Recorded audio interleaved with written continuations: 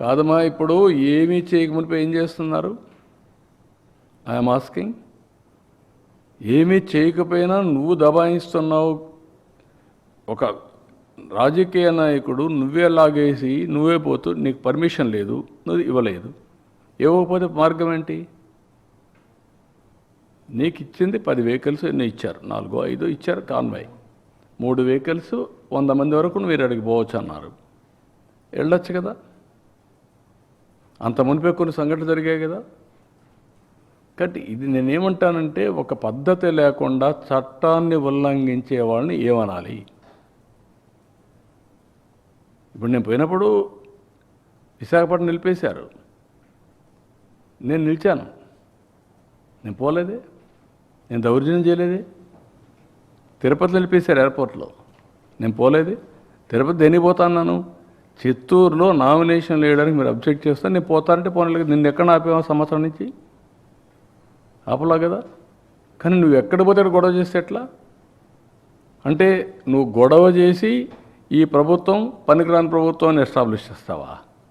అంటే నువ్వు ఒక మార్గాన్ని చూపిస్తున్నావు అందరికి రౌడీజం చేయమని. మళ్ళా మాట్లాడితే పాలిటిక్స్. అంటే 40,000 మంది ర్యాలీతో ఉన్నప్పుడు 40 మంది వచ్చి అటు కావాలని అడ్డుకునే ప్రయత్నం చేస్తే ఆ 40,000 మంది రియాక్ట్ అయితే 40 మంది మీద ఏం జరగబోతుంది, ఎందుకు ఇటువంటి కుయుక్తులు చేస్తున్నారు అనేది జగన్ మాట్లాడుతారు. పొదిలి సంఘటన నేను అడుగుతున్నా, 40,000 మందిని మార్కెట్ యార్డ్కి తీసుకుపోతావు? ఎందుకు నువ్వు మొబిలైజ్ చేసావని అడుగుతాను. 40,000 మందిని నువ్వే చెప్తున్నావు, నేను 40,000 మంది వచ్చారని. ఎందుకు 40,000 మందిని మొబిలైజ్ చేసావు? ఫస్ట్ ఆన్సర్ దానికి చెప్పు. లా అండ్ ఆర్డర్ క్రియేట్ చేయాలనే కదా. మార్కెట్ యార్డ్లో పొగాకు కొనుగోలు చేసేది ఇక్కడికి 40,000 మందిని పంపిస్తే ఆ పొగాకు ఏమవుతుందండి? రైతు ఏమవుతాడండి? అంటే నువ్వేం చేసినా జరిగిపోవాలన్నా?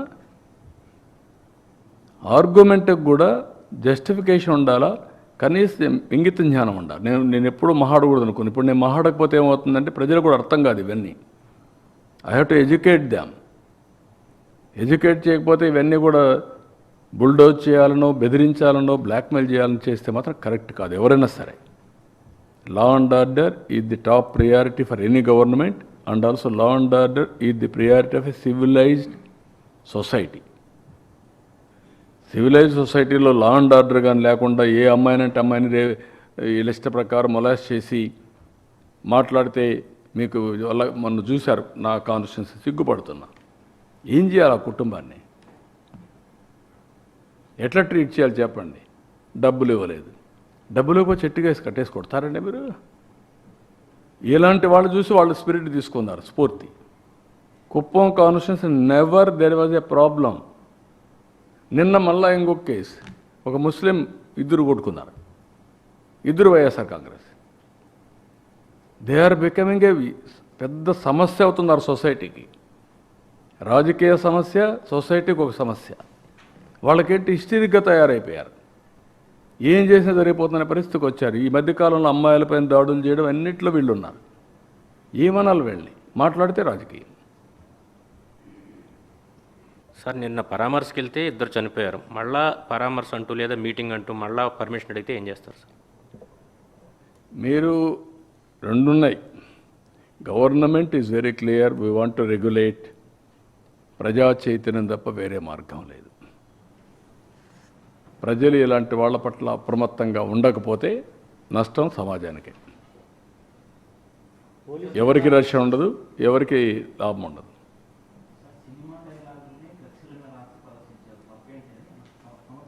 That is what I'm saying. చంపేస్తే కూడా సినిమాలో చూపిస్తారు కదా, సినిమాలో మనుషులు చంపుతారు కదా, చంపితే తప్పేటి? మీరు చెప్పండి నాకు, నేను అడిగా క్వశ్చన్. అంటే ఇంక ఏంటి, నేను రేపు చేసినా చంపలేదు, తప్పలేదు, మా బాబాయిని లేపేసినా తప్పులేదు, నువ్వు అడగడానికి. అంటే ఎక్కడికి పోతున్నాం మనం? నేను ఏమైనా చేస్తా, మీరు ఎవరు అడగకూడదంటే దాన్ని ఏమనాలండి? అలాంటి మానసిక స్థితి నుంచి రాష్ట్రాన్ని కాపాడుకోవాల్సిన బాధ్యత మనకు లేదా? దట్ ఈస్ వేర్ రాష్ట్ర ప్రజానికం ఆలోచించుకోవాలి. నేను ఎక్కువ చెప్పాను అనుకో, మీకు ఓట్లు వేసాం కదా, మీ పని మీరు చేయండి అంటున్నారు. నాకు ఓట్లు వేశారు, నా పని నేను చేస్తున్నా, బట్ చేయనిస్తే కదా ఇవన్నీ. 24 గంటలు ఇదే పని అయితే ఎట్లా అవుతాయి? ఇప్పుడు ఒక గర్వంగా చెప్పుకుంటున్నా, 1 ఇయర్లో 25 SIPB మీటింగ్లు పెట్టి 25 క్యాబినెట్ మీటింగ్లు ఎజెండా తీసిపోయి 5 లక్షల కోట్లు 10 సంవత్సరాల్లో ఎంత పెట్టుబడులు క్లియర్ చేశామో ఈ 1 సంవత్సరంలో 5 లక్షల కోట్లు క్లియర్ చేశాం. రావడానికి ప్రజలు సిద్ధంగా ఉన్నారు, మీరు రాణిస్తారా అంటున్నా.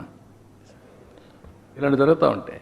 కానీ ఇంకా ఎందుకు పాత భయాన్ని ప్రతిసారి అదే ఎందుకు ఎస్టాబ్లిష్ అవుతాం? ఎవరు వచ్చేవాళ్ళు కూడా నెక్స్ట్ 5 సంవత్సరాల తర్వాత మీ ఊర్లో నేను ఒకటి అడుగుతున్నా, ఒక ఊరు ఉంటుంది,